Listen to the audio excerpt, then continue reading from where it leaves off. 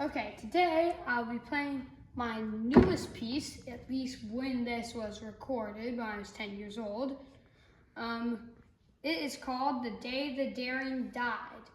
There have been a lot of add-ons to it as I have made it, I've pulled it apart and built it back up.